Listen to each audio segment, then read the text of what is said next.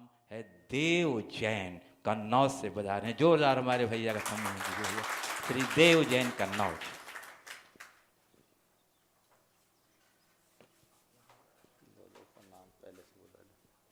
नमोस्तु महाराज जी, आज मेरा प्रश्न ये है कि जब हम लोग मंदिर में जाप करते हैं नमो आर्य अंतरम की, तो उसमें अगर हमें नमो आर्य अंतरम से सवे साउडम तक ही पढ़ना चाहिए कि या नमो एसो पंच से एसो पंच तक पढ़ना चाहिए? जैसे जाप तो हमारा 35 अक्षर का ही है, समझ गए? तो नमो रिहंतानम से लेकर नमो लोये सर्वशाहुनम में मंत्र पूर्ण हो जाता है। एसो पंच नमो यारों में मंत्र की महिमा है, उसको भी पढ़ सकते हैं, पर पढ़ें ऐसा कोई ज़रूरी नहीं है। ठीक है, नमोकार के 35 अक्षर बोलते हैं ना, ऐसा समझो। ठीक है, चलिए। और दूसरे क्रम में मैं आमंत्रित कर रहा हूँ अमीषा जैन कन्नौज को, अमीषा जैन, और उसके बाद तैयार रहना अनन्या जैन। नमोस्तु महाराज जी, मेरा प्रश्न ये है कि आप लोग अपने नाम के आगे 108 क्यों लगाते हैं? मुनि महाराजों के नाम के आगे 108 क्यों लगता है? समझो, पुराने ज़माने में श्री लिखा जाता था हर व्यक्ति के साथ, और श्री लिखने की एक परिपाटी थी। किस व्यक्ति के साथ कितनी बार श्री लिखा जाए, जिस व्यक्ति का व्यक्तित्व जैसा होता था उसके साथ वैसा श्री लिखता था। मुझे एक बहुत पुराना दोहा मिला था, पंडित जगन मोहन लाल शास्त्री ने सुनाया था। श्री लिखिए श्री गुरुन को, दो रिपुको पुनिचार। श्री गुरु लिखिए श्री गुरुन को, सठ रिपुको पुनिचार। दोय मित्र और भृत्य को, पंच पुत्र और नार। कि किसके साथ कितनी बार श्री लिखे। श्री 4 लिख दिया तो समझ लो ये आदमी हमसे अच्छा रिलेशन नहीं रखता। सामान्य लौकिक गुरु को 6 बार श्री लिखा जाता था, ऐसी परिपाटी थी। तो मुनियों के आगे कितनी बार श्री लिखे, भगवान के आगे कितनी बार श्री लिखे? तो भगवान के आगे 1008 बार श्री लिखने की परिपाटी बनी। मुनि महाराज के आगे 108 बार श्री लिखने की परिपाटी बनी। अब आपका सवाल है कि 108 बार क्यों लिखते हैं? श्री श्री श्री श्री 108 लिखेंगे तो भर जाएगा, बहुत बोलेंगे तो भी बहुत समय चल। तो अपन शॉर्ट फॉर्म में क्या करते हैं, 1008 श्री भगवान महावीर स्वामी की, ठीक है, या 108 श्री, या श्री 108। कुछ लोग क्या करते हैं, बोलते समय श्री खा जाते 108 आचार्य विद्यासागर महाराज की। तो आचार्य विद्यासागर एक है कि 108 है? वो तो एक ही है। 108 आचार्य श्री विद्यासागर जी, या श्री 108 आचार्य विद्यासागर, ऐसा लगा था। श्री खाना नहीं चाहिए। तो चलिए, अब 108 बार ही क्यों? मैंने पहले भी इसका उत्तर दिया है, पर आज बच्चों का दिन है, इसलिए मुझे ये उत्तर दोबारा भी देने में कोई ऐतराज़ नहीं है। भगवान के नाम के आगे 1008 इसलिए लिखते हैं कि भगवान के 1008 नाम होते हैं, और उनके शरीर में 1008 लक्षण होते हैं। हमारे शरीर में विभिन्न प्रकार के चिन्ह होते हैं, इनको बोलते हैं लक्षण, वो 108 होते हैं। और तिल मशा आदि होते हैं व्यंजन, वो 900 होते हैं। 900 व्यंजन और 108 लक्षण, इन सबको 1008 मानते हैं, इसलिए भगवान के नाम के आगे 1008 होता है। मुनि महाराज के नाम के आगे 108 क्यों, श्री 108? इसका एक कारण है। 108 इसलिए लगाते हैं कि मनुष्य या प्राणी अपने मन वचन काय कृतकारित अनुमोदन आदि से 108 प्रकार से पाप करता है, और मुनि महाराज सब प्रकार के पापों को रोकने के रास्ते पे लगे हैं। तो जो पाप के 108 द्वारों को बंद करने के रास्ते पे लग जाए, उनके नाम के आगे क्या लगाते हैं, 108। दूसरा कारण, 108 ब्रह्म का प्रतीक है। किसका प्रतीक है? ब्रह्म का प्रतीक। कैसे? थोड़ा कागज पेन दो, मुझे पैड दीजिए, दे दीजिए, उल्टे में चलेगा। ब्रह्म 108 ब्रह्म का प्रतीक है। कैसे? मेरी तरह देखिए, ब्रह्म शब्द को मेरी तरह लिखिए। ब्रह्म में कितने अक्षर हैं? सबसे पहले ब है, फिर उसके बाद र है, फिर क्या है ह है, और फिर क्या है म। ब र ह म को मिलाने से क्या होता है ब्रह्म। ठीक है ना। अब हिंदी जिसने पढ़ी है, हिंदी के 12 खड़ी जिसको अंग्रेजी में अल्फ़ाबेट बोलते हैं, उसके हिसाब से क से ब तक आएंगे तो कितनी संख्या आएगी, कौन सा नंबर आएगा, जल्दी बोलो। क से ब तक आएंगे तो कौन सा नंबर आएगा। देख लीजिए हिंदी का सामान्य ज्ञान कितना अच्छा है। हाँ, क ख से आप चलते आओ ब तक, तो देखो क वर्ग का 5, च वर्ग का 5, ट वर्ग का 5, त वर्ग का 5, 5 चौके 20, और प फ ब 20 और 3 कितना हुआ। देखिए भाई इधर देखो, ये ब के आगे क्या किया, 23 लगा दिया, 23 लिख दिया।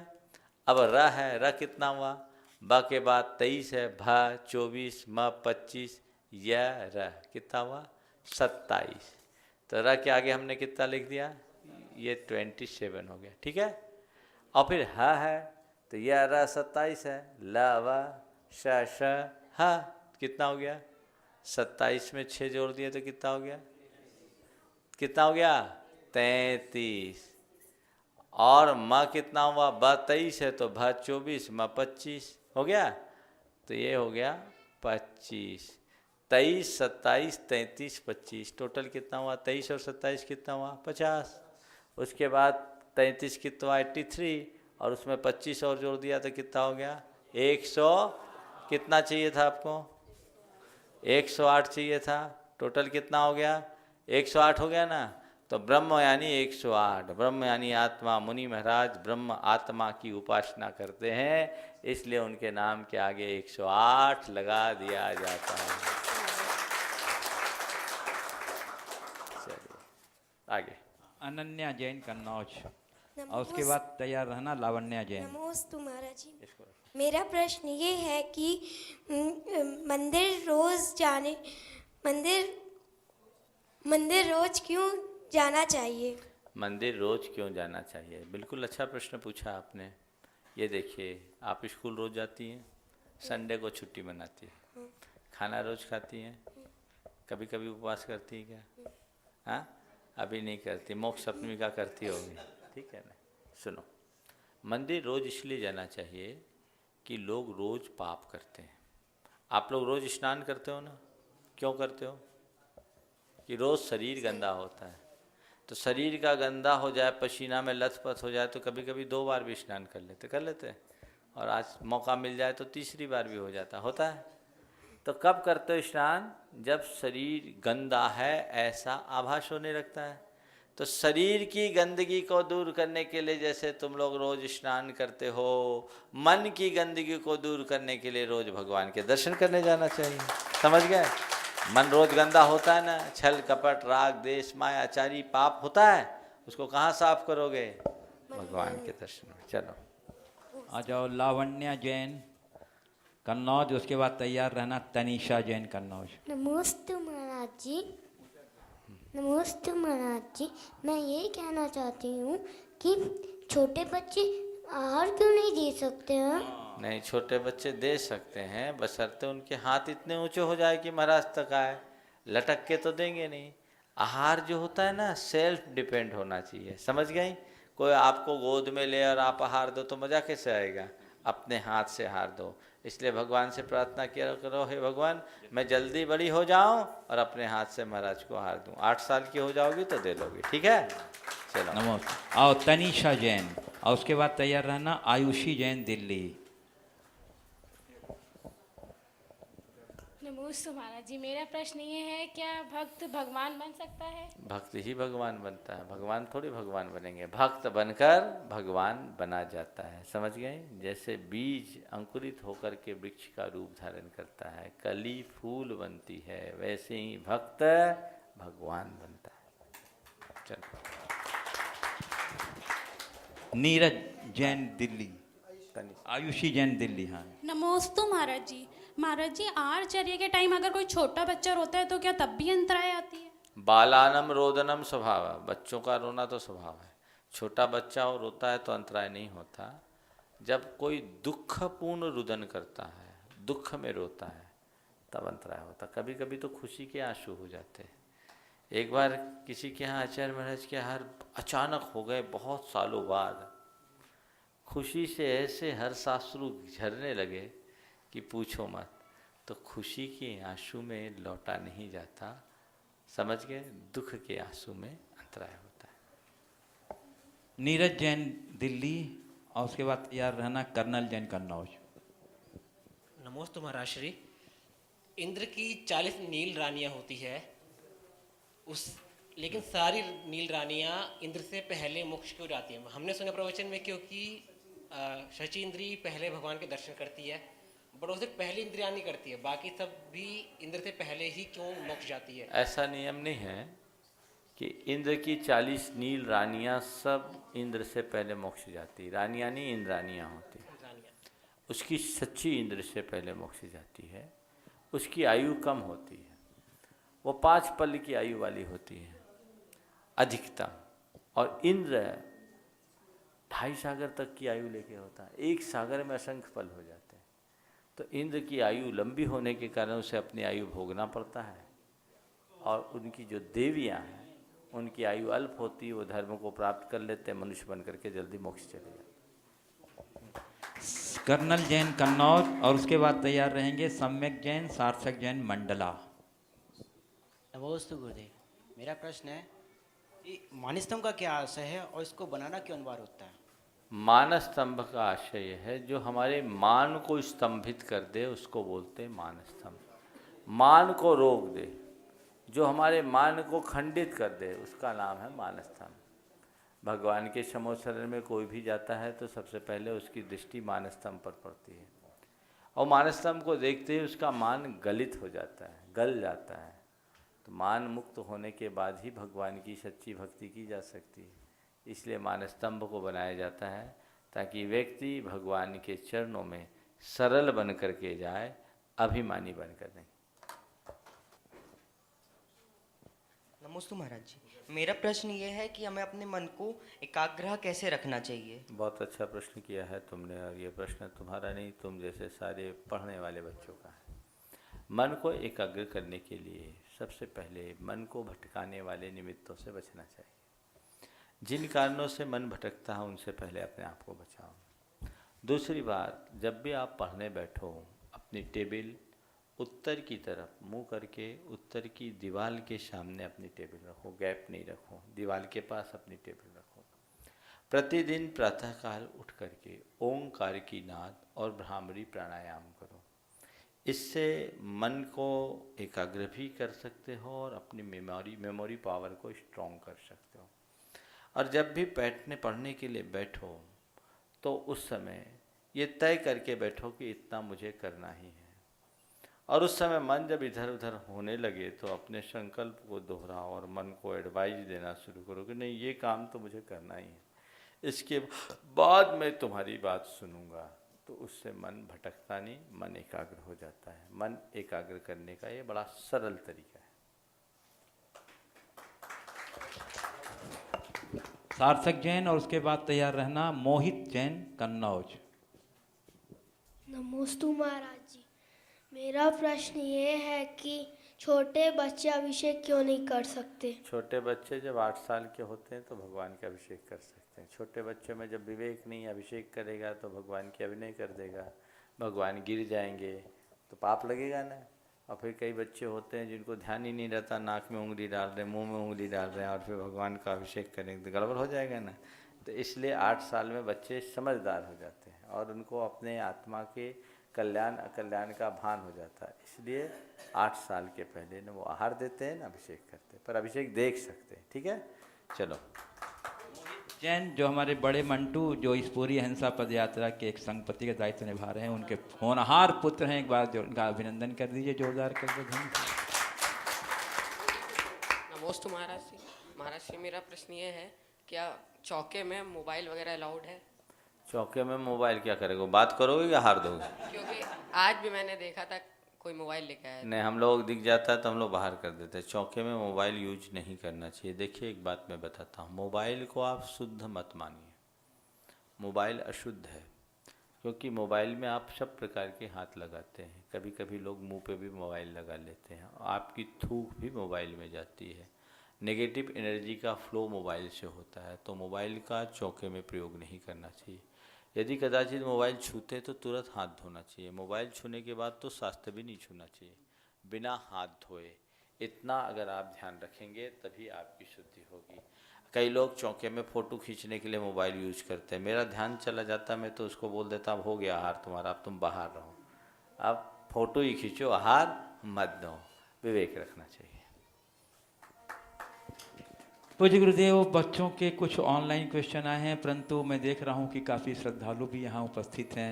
यदि आपकी अनुमति हो तो पहले मैं श्रद्धालुओं को बुला लूँ या कुछ ऑनलाइन?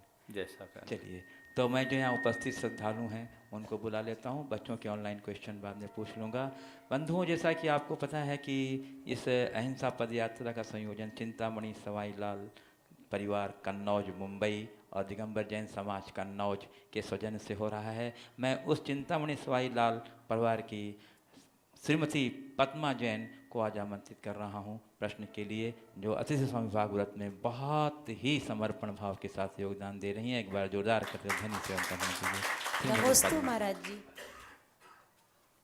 थोड़ा कन्फ्यूज़न रहता है तो वो क्लियर करना है। हालांकि आयु एक बार बनती है, पर गतिबंध क्या हर समय होता रहता है, और फिर लास्ट में कैसे एक फिक्स होता है, वह प्रक्रिया जानना है। देखिए, गति और आयु को लेकर प्रायः लोग कन्फ्यूज हो जाते हैं। गति नाम कर्म की प्रकृति है और आयु एक स्वतंत्र कर्म है। गति नाम कर्म का कार्य है एक जन्म स्थान से दूसरे जन्म स्थान पर लेकर जाना। जैसे हम मनुष्य गति के नाम कर्म के उदय से मनुष्य हुए, तो हमें मनुष्य गति में लाने का काम मनुष्य गति नाम कर्म ने किया।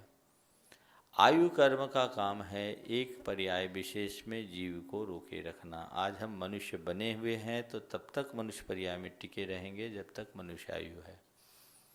गति नाम कर्म 24 घंटे बनती है। 4 गतियों में कोई एक गति इस जीव को 24 घंटे बनती रहती है। उसके लिए कोई अतिरिक्त परिणाम की जरूरत नहीं होती।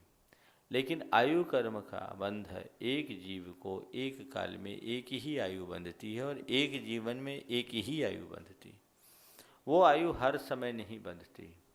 उसकी वर्तमान आयु का 2/3 भाग व्यतीत होने के बाद जब 1/3 शेष बचता है, तब कोई जीव आयु कर्म के बंध के योग्य होता है।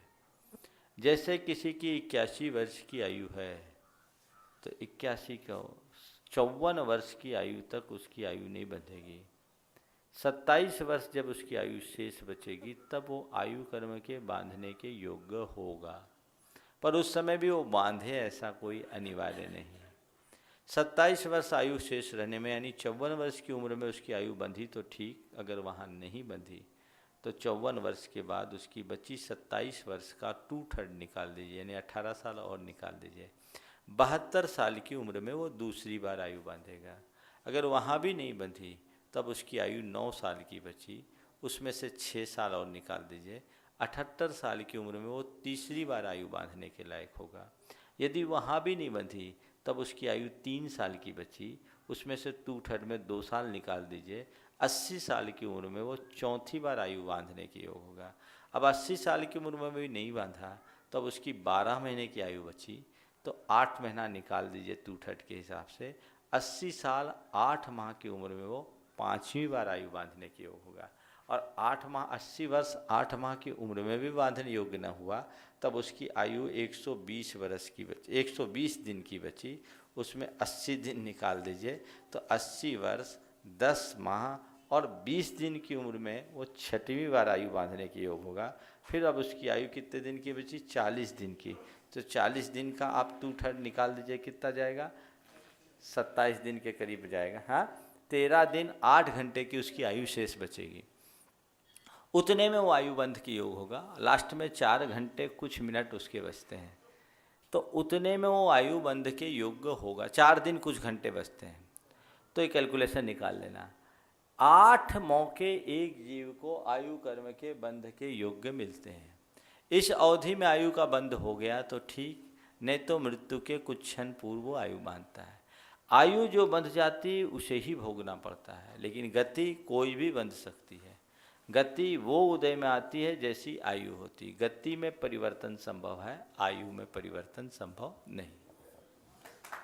श्रीमती आरती जैन कन्नौज, जो बड़ी कुशलता और कर्मठता के साथ अति सौभाग्य व्रत का दायित्व निभा रही, पूरी टीम को एक सूत्र में रखते हुए जोरदार करतल ध्वनि से इनका अभिनंदन कर लीजिए। श्रीमती आरती जैन। नमोस्तु महाराज जी। महाराज जी, अभी अभी आपने आयु, कर्म और गति के बारे में बताया, तो राजा श्रेणिक का गति बंद हो गया था, इसलिए उन्हें नरक में ही जाना पड़ा, और उनकी आयु तो घट गई थी 7वें नरक की। आपका आशय समझ गया जी। प्रायः लोग आयु बंद को ही गति बंद कहते हैं। लोक भाषा में आयु बंद को गति बंद कह देते। गति बंद तो 24 घंटा होता। आयु बंद राजा श्रेणी को भगवान महावीर की शरण में आने से पूर्व ही हो गया था, पर उस आयु बंद के बाद उसके परिणाम सुधरे। भगवान महावीर का वो परम शिष्य हुआ। जब मुनि महाराज, यशोधर मुनि महाराज के गले में मरा सांप डाला था, तो उसने 7वें नरक की आयु बांधी थी। बाद में भगवान महावीर का शिष्य बन जाने के बाद उसके परिणाम सुधरे, और उसने अपने आयु को, वो नरक से बच नहीं सका, लेकिन क्या किया, 33 सागर की आयु को 84,000 वर्ष में सीमित कर दिया। ये उसका पुरुषार्थ था, लेकिन नरक तो उसे जाना ही पड़ा, बच नहीं सकता। आयु घट सकती है पर बदल नहीं सकती। नमोस्तु गुरुवर। महाराज जी, मैं आपसे ये पूछना चाहती हूँ कि जिन चीज़ों का हम अपने गृहस्थ जीवन में प्रयोग नहीं करते हैं और आगे ना प्रयोग करने की संभावना भी नहीं है, तो उसका क्या त्याग कर देने से त्याग का महत्व पूरा होता है? जैसा कि मैंने सुना है कि अपनी प्रिय चीज़ों का ही त्याग करना चाहिए। सही मायने में त्याग का क्या अर्थ है? देखिए, बहुत अच्छी बात है। अपनी प्रिय चीज़ का त्याग तो करना ही चाहिए, पर जिनका प्रयोग नहीं करते उनका भी त्याग कर देना चाहिए, और उसका लाभ होता है। आप किसी चीज़ का उपभोग न करो और त्याग न करो तो कोई लाभ नहीं। त्याग करते ही उसका लाभ शुरू होता है। क्या लाभ होता है? पहले तो तत्संबंधी पाप से बच जाते हैं। दूसरी बात, एक व्यक्ति का जैसे सपोज मान लीजिए रात्रि भोजन नहीं करता, पर रात्रि भोजन का त्याग नहीं है। रात्रि भोजन न करने वाला व्यक्ति अगर रात्रि भोजन का त्यागी नहीं है, तो उसके साथ कई बार ऐसा हो सकता है कि कोई उससे बहुत फोर्स करे, आग्रह करे, तो उसका मन डोल जाए कि अरे चलो सामने वाले का मन रखने के लिए कर लो, मेरा कोई नियम थोड़ी है। लेकिन यदि त्याग होगा तो उसके लिए वो लकीर हो जाएगी कि नहीं, मुझे ये करना ही नहीं है। समझ गए? इसे त्याग कर दो। दूसरी बात, बैंक में आप लोग रुपया रखते हो, इंटरेस्ट कब मिलता? रुपया रखने से कि रुपया ना उठाने के संकल्प लेने से? हाँ, एफडी करने के बाद इंटरेस्ट मिलता है कि ऐसे ही रखने में मिल जाता है? हाँ, हमने तो सुना आजकल कुछ मामलों में उल्टा लगने लगता है। तो रुपया आपने बैंक में रखा, सालों नहीं उठाया, कोई इंटरेस्ट मिलेगा? कब मिलेगा? जब फिक्स डिपॉजिट करोगे, एफडी करोगे। तो हम कह रहे हैं जो कुछ करना फिक्स डिपॉजिट कर लो, पूरा तुम्हारे अकाउंट में जाएगा। महाराज जी, एक क्वेश्चन और था। जैसे कि मैं मंदिर जाती हूँ और उसके बाद जैसे मंदिर जाने के बाद मुझे लगता है कि मैं ये त्याग कर दूँ, मैं वो त्याग कर दूँ, और मतलब इतना मैं भावपूर्ण हो जाती हूँ, मुझे रोना आने लगता है कोई भजन वगैरह सुन के ही। और फिर वापस मैं घर जाती हूँ तो फिर मैं मंदिर भूल जाती हूँ कि वहाँ क्या हुआ था क्या नहीं हुआ था। तो मुझे बड़ी शंका हो रही है कि मतलब मेरे साथ कुछ क्या हो रहा है। तो बहुत अच्छी बात आपने कही है, ये बहुत कम होता है। अगर आप मंदिर आके घर को भूल जाती हो तो समझ लो सच्चे अर्थों में मंदिर जाती हो। मंदिर आकर घर को भूल जाना एक बहुत बड़ी उपलब्धि। भूल जाओ सारी दिन दुनिया को। मेरे पास तो ऐसे लोग अक्सर आते हैं कि महाराज मंदिर जाते हैं तो भी घर की याद आती है, दुकान की याद आती, बहुत सारे विचार घूमते रहते, क्या करूं? तुम्हारा परम पुण्य है कि तुम्हारे अंदर भगवान के प्रति ऐसी भक्ति उमड़ती है कि जितनी देर मंदिर में रहती हो उतनी देर भगवान की हो जाती हो। भगवान से प्रार्थना करो, हे भगवान ऐसी शक्ति दो कि मुझे घर जाने की नौबत ही न आए, हमेशा आपके चरणों में रहूं और मेरा बेड़ा पार हो जाए।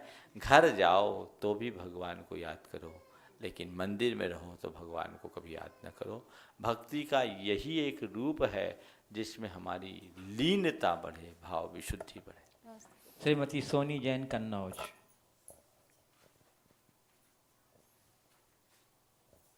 नमोस्तु महाराज जी। महाराज जी, आपने भी बताया था जैसे जिनवाड़ी वगैरह छो तो पहले हाथ धो। जैसे हम लोग डाउनलोड करते हैं कोई भी चीज़ मंदिर की, तो वो मोबाइल से पढ़ सकते हैं क्या? उसमें शुद्धि रहती है हम लोगों की? डाउनलोड करते समय मोबाइल से पढ़ने का मैं निषेध नहीं करता, क्योंकि वो डाटा के रूप में रहता है, जिनवानी के रूप में रहता है। फिर भी उस समय इतना करो कि उसमें मोबाइल को थोड़ा साफ कर लो, जिस समय ऐसा पढ़ना है। कुछ जितनी औपचारिक शुद्धि आप कर सको, हाथ धो के डाउनलोड करो, तो ये लगेगा कि आप जिनवानी की विनय कर रहे हो, और इससे ज्ञानावरण कर्म का क्षोभशम बढ़ेगा, लाभ होगा। श्री अविनाश गोयल मंडला और श्रीमती तृप्ति गोयल मंडला, आ जाइए। बंधुओं का अभिनंदन कर दीजिए तालियों से। और जी अविनाश जी एक समाज सेवी और अपने समाज के कोषाध्यक्ष श्री अविनाश जी गोयल। नमस्ते महाराज जी।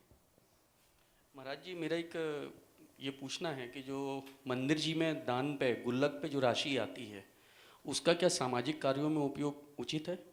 मेरी राय में वो देव द्रव्य है। देव द्रव्य का पर्सनल कार्यों में, समाज कार्य में उपयोग नहीं करना चाहिए।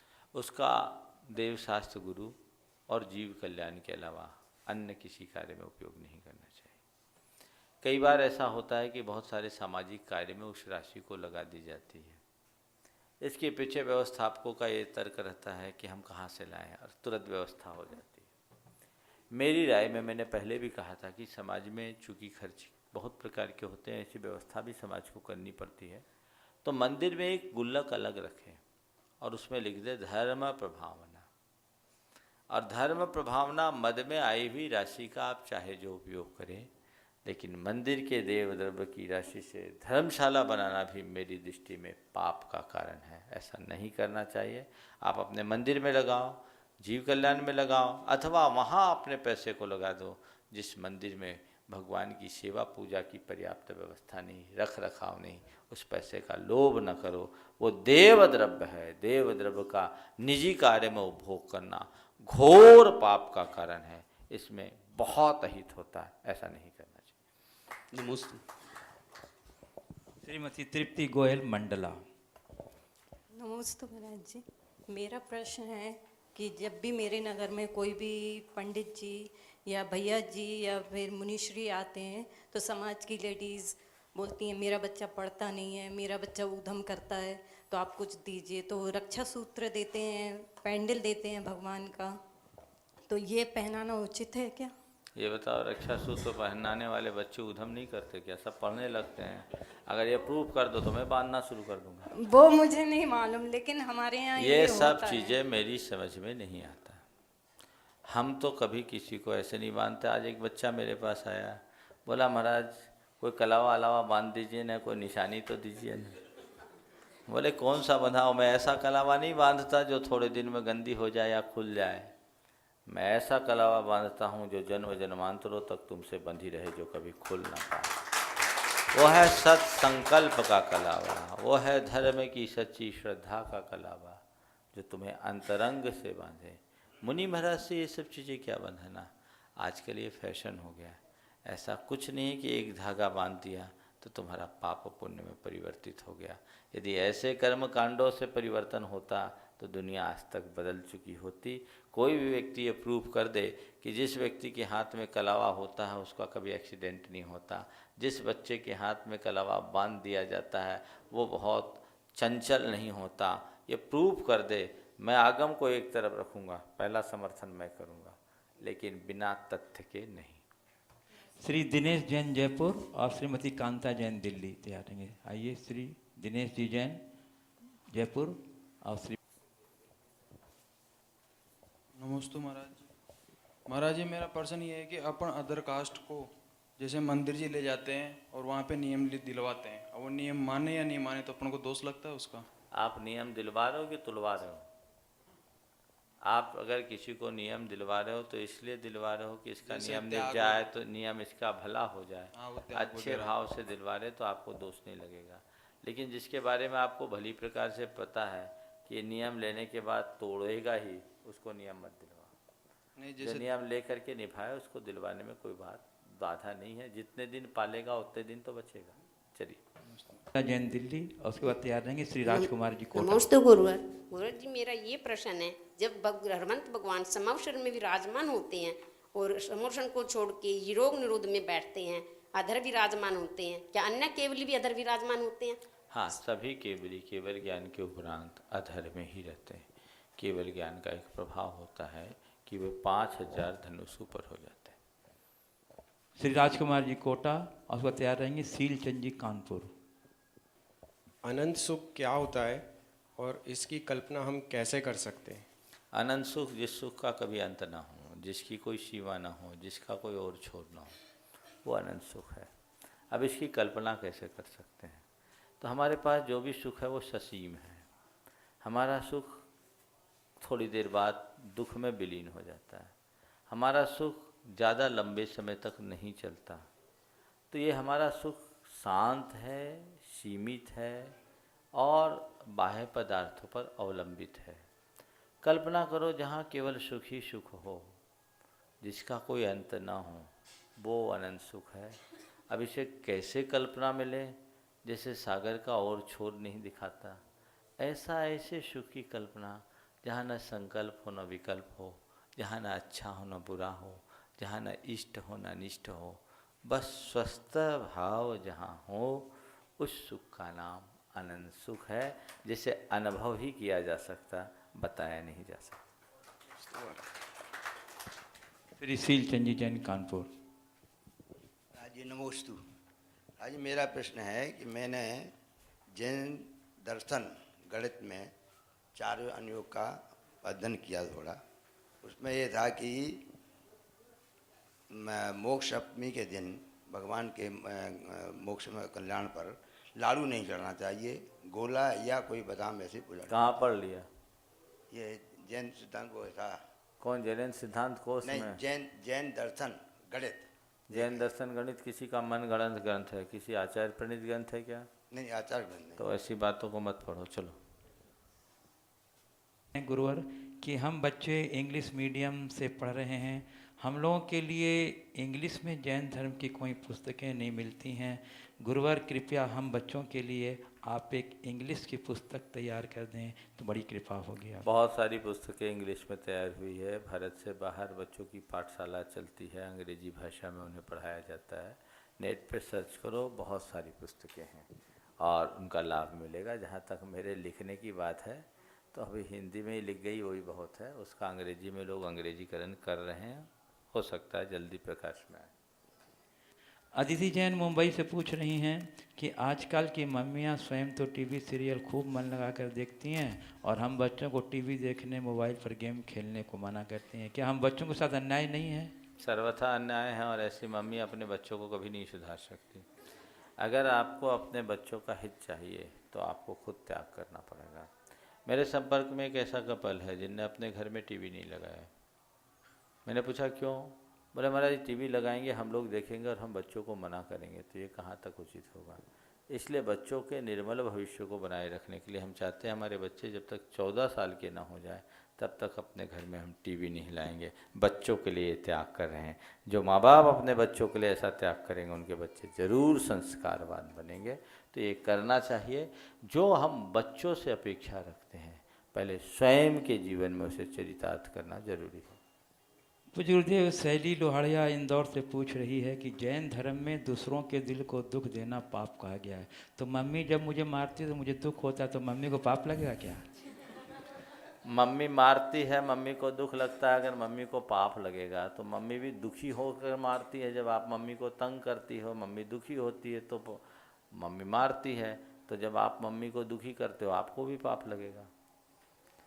मम्मी को मारने का पाप लगेगा और आप मम्मी को मारने को उकसाते हो इसलिए आपको पाप लगेगा। दुख तो सबको अगर दोगे तो पाप लगेगा। सुनो, किसी के हित की बुद्धि से यदि कोई व्यक्ति किसी को थोड़ा नियंत्रित करता है या उसके प्रति क्रोध भी करता है तो वह क्रोध वैसे पाप बंध का कारण नहीं है। गुरु भी शिष्य पर क्रोध दिखाते हैं, क्यों? अगर क्रोध न दिखाएं तो उसका बोध ही खत्म हो जाएगा। तो ऐसे माँ बाप अगर अपने बच्चों को उसके उज्जवल भविष्य की दृष्टि से कभी डांटते फटकारते हैं तो बच्चों को बुरा नहीं मानना चाहिए और उसमें दुखी नहीं होना चाहिए। ये सोचना चाहिए कि मेरे पेरेंट्स मेरे भले के लिए ऐसा कर रहे हैं और उसी में मेरा हित है, ऐसा सोचकर चलेंगे तो बहुत अच्छा होगा। पूज्य गुरुदेव, रजत पाटनी दिल्ली से पूछ रहे हैं कि भगवान कैसे होते हैं, कहाँ रहते हैं, और हम उनके पास कैसे जा सकते हैं? भगवान कैसे होते हैं, कहाँ रहते हैं, हम कैसे जा सकते हैं? एक बार अकबर ने, आज बच्चों का दिन है, कहानी याद आ गई। अकबर ने बीरबल से एक प्रश्न पूछा कि हमें 3 प्रश्न का उत्तर दो। भगवान कहाँ रहते हैं, क्या करते हैं और कैसे मिलते हैं? अब बीरबल उधेड़ बुन में लग गया। भगवान कहाँ हैं, क्या करते हैं, कैसे मिलते हैं, अब कैसे सोचे? बीरबल को चिंतित देखकर उसके बेटे ने पूछा कि पिताजी आप इतने चिंतित क्यों? बोला ऐसा ऐसा प्रश्न है। बोले चिंता मत करो, इसका उत्तर तो मैं दे दूंगा। बीरबल को अपने बेटे पर भरोसा था। बोला ठीक है, जा तू दरबार में उत्तर दे देना। दरबार में पहुंच गया। अकबर ने पूछा कैसे आए? बोले आपके सवाल का उत्तर देना। बोले तुम उत्तर दोगे? बोले हाँ, ऐसे हल्के फुल्के प्रश्न का उत्तर तो हम ही दे देंगे, हमारे पिताजी क्या देंगे। बोले अच्छा, मेरे प्रश्न का उत्तर दो, जानते हो? बोले हाँ जानता हूँ। बताओ उत्तर। बोले उत्तर तो मैं दूंगा, दरबार में पहली बार आया हूँ, कुछ खिलाइएगा पिलाइएगा कि सीधे प्रश्न पूछ लीजिएगा? हाँ हाँ हाँ, राजा को ख्याल आया। बोले ठीक है, इसको दूध पिला। एक कटोरे में दूध ला करके उसको दिया गया। वो कटोरे में जैसे ही दूध लाया गया वो कुछ खोज रहा है। पूछे क्या खोज रहे हो? बोले मैं देख रहा हूँ इसमें घी कहाँ है। अरे घी तो इसके अंदर है, खोजने की क्या बात है, वो दिखता थोड़ी पर घी तो है। अच्छा राजन, ये आपके पहले सवाल का उत्तर। आपने पूछा भगवान कहाँ रहता है, तो जैसे दूध में घी है वैसे ही शरीर में आत्मा है। अच्छी बात है। दूसरे प्रश्न का उत्तर दो कि उसे पाया कैसे जाता है। बोले ये नहीं जानते। अरे जैसे दूध से घी बनाया जाता है वैसे ही आत्मा से परमात्मा होता है। दूध से घी कब बनता है? जब दूध को जमाते हैं, दही बनाते हैं, उसका मंथन करते हैं, मक्खन निकालते हैं और आग में तपाते हैं तो दूध से घी बन जाता है। ऐसे ही आत्मा जब कठोर त्याग तपस्या करता है तो परमात्मा बन जाता है। 2 उत्तर तो दे दिया। तीसरे सवाल का उत्तर तो क्या करता है? बोला अच्छा ये बताइए, ये प्रश्न आप गुरु बन करके पूछ रहे हो कि शिष्य बनकर पूछ रहे हो? अब अकबर पसोपेश में पड़ गया। मैं गुरु बन करके बोलता हूं तो मेरे ऊपर प्रश्न छोड़ देगा। तो अकबर ने कहा मैं शिष्य बनकर पूछ रहा हूं। अच्छा, आप शिष्य बन करके पूछ रहे हो, और देखो तो सही गुरु के सामने शिष्य की ये कैसी गुस्ताखी कि गुरु जमीन पे खड़ा है और शिष्य सिंहासन पर चढ़ा है। गुरु जमीन पे खड़ा है, शिष्य सिंहासन पे चढ़ा है। अकबर को समझ में आ गया, हाँ हाँ ठीक है, मैं से गलती हो गई। आप बैठो सिंहासन पर, अब मेरे सवाल का उत्तर दो कि परमात्मा क्या करता है। बोले बस और कुछ नहीं करता, ऊपर से नीचे और नीचे से ऊपर होता रहता है। चलिए। प्रारब्ध जैन चंडीगढ़ से पूछ रहे हैं कि मैं आजकल रोज टीवी में सुन रहा हूँ कि महाराज जी पद यात्रा कर रहे हैं, क्या इतने दिनों से पैदल चलते चलते थकान नहीं आती? थोड़ी देर गाड़ी में भी चलने तो क्या हर्ज है? वाह, देखो जो मनुष्य अपने लक्ष्य को पाने के पहले थकता है वो कभी लक्ष्य तक नहीं पहुंच सकता। हमेशा अपने लक्ष्य को याद रखने वाला मनुष्य कभी थकता नहीं। मुझे याद आ रही है, जवाहरलाल नेहरू को एक अंग्रेजी की कविता बड़ी प्रिय थी जिसे वे अक्सर दोहराया करते थे। The woods are lovely dark and deep but I have promised to keep I have miles to go. I have miles to go before I sleep. Before I sleep. Woods are lovely, dark and deep, but I have promised to keep. I have miles to go. I have miles to go before I sleep. Harivansh Rai Bachchan ने इसका बहुत सुंदर अनुवाद किया है। वो लिखते हैं, गहन सघन मनमोहक वनतरु मुझको आज बुलाते हैं। गहन सघन मनमोहक वनतरु मुझको आज बुलाते हैं, किंतु किए जो वायदे मैंने याद मुझे आ जाते हैं। गहन सघन मनमोहक वनतरु मुझको खींच बुलाते हैं, किंतु किए जो वायदे मैंने याद मुझे आ जाते हैं। अभी कहाँ आराम बदा यह, अभी कहाँ आराम बदा यह मूक निमंत्रण छलना है। अभी तो मुझको मीलों मुझको चलना है, मीलों मुझको चलना है। तुम कहते हो थकने की बात, मैं जब तक मोक्ष नहीं पहुंच जाऊं तब तक कभी थकूंगा नहीं, आराम करूंगा तो केवल वहीं करूंगा। अनन्या गंगवाल गया से पूछ रही पूर्वदेव कि अभी कुछ दिनों पूर्व पापा के व्हाट्सएप पर एक मैसेज आया था कि इंडिया नहीं भारत बोलना चाहिए। आचार्य विद्यासागर जी ने कहा है, इंडिया और भारत में क्या अंतर है? देखो, भारत का मूल नाम है, इंडिया तो अंग्रेजों के द्वारा दिया गया नाम। इंडिया के विषय में, इंडियंस के विषय में पहले ऑक्सफोर्ड डिक्शनरी में एक बहुत गंदी बात लिखी थी। उसमें लिखा था इंडियंस का मतलब क्या, ओल्ड फैशन्स, ऐसे करके कोई शब्द दिया गया था कि जो बड़े पुराने विचारों के लोग हैं और गुलाम हैं। ओल्ड फैशन्स, हाँ, इस तरह के शब्द बहुत गंदे, हाँ, अत्याचारी। तो शब्द का कभी अनुवाद नहीं होता, नाम का अनुवाद कभी नहीं होता, शब्द का अनुवाद हो सकता है। आज मैं प्रमाण सागर हूँ तो कोई प्रूफ सागर बना दे तो क्या अच्छी बात थोड़ी मानी जाएगी। तो भारत का नाम है और यही भारत का प्राण है। भारत में ही भारत की जो आत्मा बसती है, इसलिए इंडियन हटाना चाहिए, भारत लाना चाहिए। और मुझे जैसी जानकारी मिली है, सुप्रीम कोर्ट ने इसमें बहुत तत्परता दिखाई है और सभी राज्यों को इसके विषय में शायद नोटिस भी भेजा गया है। बहुत जल्दी हमारा भारत बन जाएगा। भारत जब भारत बनेगा तभी भारतवासियों में सच्ची भारतीयता पनप पाएगी। बस। यश पांड्या मेरठ से पूछ रहे हैं गुरुदेव कि जैन धर्म तो सबसे अच्छा है, फिर इसके मानने वाले इतने कम क्यों हैं? कम है तो घबराने की बात क्या है? अच्छा है और वो कम भी है तो हमको तब तक कोई चिंता नहीं। देखिए, एक बार मुझसे किसी ने पूछा कि महाराज जी, जैनियों की संख्या, जैन धर्म इतना अच्छा है तो जैनियों की संख्या इतनी कम क्यों? आचार्य गुरुदेव से प्रश्न किया था। गुरुदेव ने कहा, अच्छा ये बताओ, वो एक बड़े शहर में थे, तुम्हारे यहाँ पान की दुकानें कितनी हैं? बोले हजारों। चाय की? बोले वो भी सैकड़ों में। बोले शराफे की दुकानें कितनी हैं? 10-20। और शराफे की दुकान में भी हीरे की दुकान कितनी है? बोले एक या दो होंगे। बोले ये बताओ, हजारों पान की दुकान और 1-2 शराफे की हीरे की दुकान में, हीरे की दुकान एक होने पर भी हजारों पान की दुकान से भारी है कि नहीं? जो मूल्यवान होते हैं वो कम होते हैं और अल्प मूल्य वाले होते हैं वो सदैव अधिक होते रहते हैं। इसलिए सोचिए नहीं, जो अच्छा है भले कम हो फिर भी अच्छा है। हमारी कोशिश होनी चाहिए कि इस अच्छाई को हर कोई अंगीकार करे और अपने जीवन को अच्छा बना सके। स्वाति जैन जयपुर से पूछ रही हैं गुरुदेव कि मेरी मम्मी पापा में प्राय लड़ाई होती रहती है और उनके गुस्से का शिकार हम बच्चों को बनना पड़ता है। हम बच्चों को ऐसी स्थिति में क्या करना चाहिए? ये बड़ी गंभीर विडंबना है। एक ने पति पत्नी के विषय में आपस में अपने भावी पुत्र को लेकर के बात चल रही थी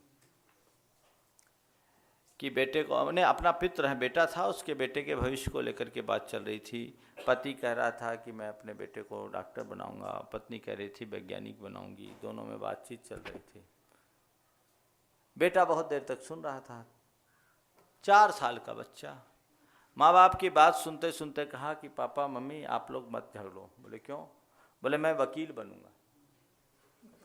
बोले वकील बनूंगा? बोले क्यों? बोले लक्षण दिख गया, आज ही आप लोग बुरी तरह उलझ रहे तो भविष्य में जब दोनों लड़ोगे तो तलाक का मैटर तो मैं सेट करूंगा। क्या बच्चों पर असर पड़ेगा? वो माँ बाप एक बहुत बड़ा अपराध करते हैं।